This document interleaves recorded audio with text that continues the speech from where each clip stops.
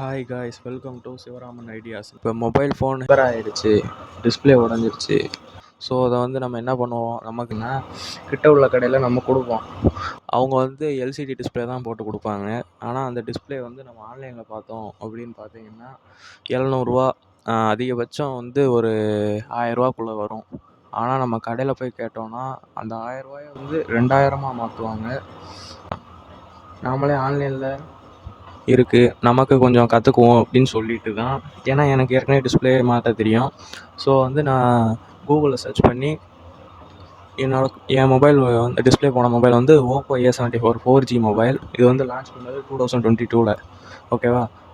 So அதை கூகுளில் search பண்ணேன். சர்ச் பண்ணால் ஃபஸ்ட் ஆப்ஷனாக நமக்கு maxspeed.com அப்படின்னு சொல்லிட்டு ஒரு வெப்சைட் இருந்துச்சு. சரி, இதை பற்றி நம்ம கொஞ்சம் பார்ப்போம் அப்படின்னு சொல்லிட்டு யூடியூப்பில் சர்ச் பண்ணி பார்த்தா இது நிறையா ஸ்கேமு, ஃபேக்கு வெப்சைட்டு அப்படின்னு சொல்லிட்டு சொன்னாங்க.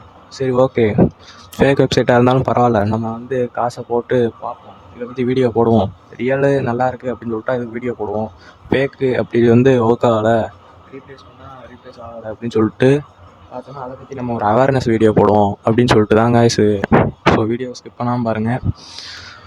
ஸோ ஃபஸ்ட்டு நான் November 4, 2025 நான் ஓப்போ A74 4G டிஸ்பிளே நான் ஆர்டர் போட்டேன்.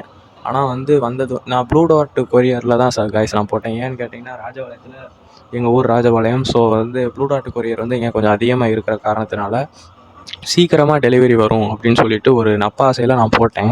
ஆனால் அதே மாதிரியே ஒரு 6 days வந்துச்சு. ஆனால் அதில் போட்டிருந்தது பார்த்தீங்கன்னா நான் பின்கோடு போட்டதில் எக்ஸ்பெக்டட் பை டுமாரோன்னு வந்துச்சு. அதாவது உங்களுக்கு நாளைக்கு டெலிவரி, நாளைக்கு வந்துடும் அப்படின்னு போட்டுருந்தது.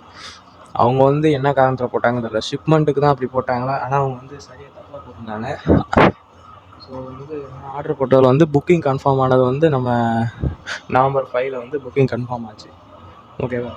புக்கிங் கன்ஃபார்ம் ஆனதில் நான் நினச்சேன், சரி ஓகே இன்றைக்கே வரும் போல்.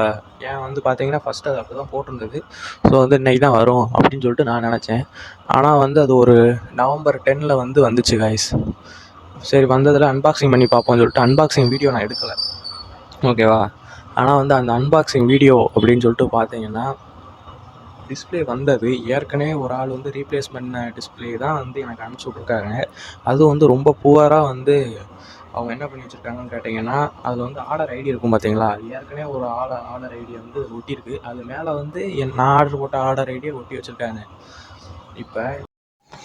இப்போ இதுக்கு ரீப்ளேஸ்மெண்ட் கொடுக்கலாம் அப்படின்னு சொல்லிட்டு நம்ம ரீப்ளேஸ்மெண்ட் கொடுத்தோம்.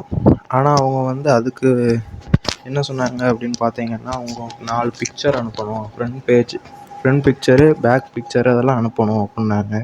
சரின்னு சொல்லிட்டு இதெல்லாம் அனுப்பினோம். நீங்களே பாருங்கள் கைஸ். இப்போ பார்த்தீங்கன்னா நம்ம இதை ஆர்டர் பண்ணோம், ஓப்போ A74. இந்த ஸ்டேட்டஸ் பாருங்கள் நீங்களே. Display not working, touch not working சொல்லிட்டு நான் போட்டேன். ஃப்ரண்ட் இமேஜு, பேக் இமேஜு, அப்புறம் அந்த கவரு, அந்த டேமேஜ் ஆனது, அதுக்கு அவங்க போட்டிருந்தது பார்த்தீங்கன்னா அப்பாலஜிஸ் லெட்டர் கேட்டு இது மாதிரி உங்களுக்கு கால் பண்ணோம், நீங்கள் எடுக்கலை, அந்த மாதிரி போட்டிருந்தாங்க. நீங்கள் பேக் சைடு இமேஜ் தெளிவாக அனுப்புங்க அப்படின்னு போட்டிருந்தாங்க. சரி, ஓகே, பேக் சைடு இமேஜ் நம்ம தெளிவாக தான் அனுப்பிச்சிடணும், இருந்தாலும் நம்ம கொடுத்து அனுப்புவோம் அப்படின்னு சொல்லிட்டு அனுப்பிச்சி விட்ருந்தேன். க்ளோஸ்அப்பாக அந்த ஸ்ட்ரிப்பையும் கூட ஃபோட்டோ எடுத்து நான் அனுப்பிச்சி விட்ருந்தேன். அதுக்கு அவங்க ஆனால் மெசேஜே பண்ணல. அதுக்கப்புறம் மெசேஜ் அனுப்புனாங்க, சரி ஓகே உங்கள் இது சக்ஸஸ் ஆகிடுச்சு, இருந்தாலும் நீங்கள் கொரியர் நீங்கள் தான் அனுப்பணும் அப்படின்னாங்க. இது எந்த விதத்துலேயும் இது அவங்க சொல்லவே இல்லை. ஸோ இது பார்த்தீங்கன்னா இது சொல்லாமல் ரீப்ளேஸ் பண்ணுறதுக்கு 10 days கொடுத்தாலுமே சமாளிக்காங்க.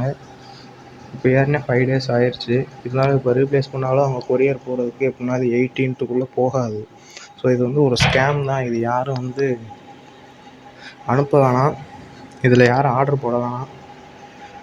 நீங்கள் ஏதோ டிஸ்பிளே வாங்கணும் அப்படின்னு பார்த்தீங்கன்னா நீங்கள் கடையிலேயே போய் ஹோல்சேல் ஷாப்பில் போய் வாங்கிக்கோங்க காய்ஸ், அதான் பெட்டரானது. ஓகே காய்ஸ், அவ்வளோதான். இந்த வீடியோ பிடிச்சிருந்தால் லைக் பண்ணுங்கள், ஷேர் பண்ணுங்கள், சப்ஸ்கிரைப் பண்ணுங்கள். இன்னும் சிவராமன் சேனலை சப்ஸ்கிரைப் பண்ணாலும் சப்ஸ்கிரைப் பண்ணிவிட்டு பக்கத்தில் இருக்கிற பெல் ஐக்கானை கிளிக் பண்ணிங்கன்னா நான் போகிற வீடியோ உங்களுக்கு நோட்டிஃபிகேஷன் வரும். Bye guys.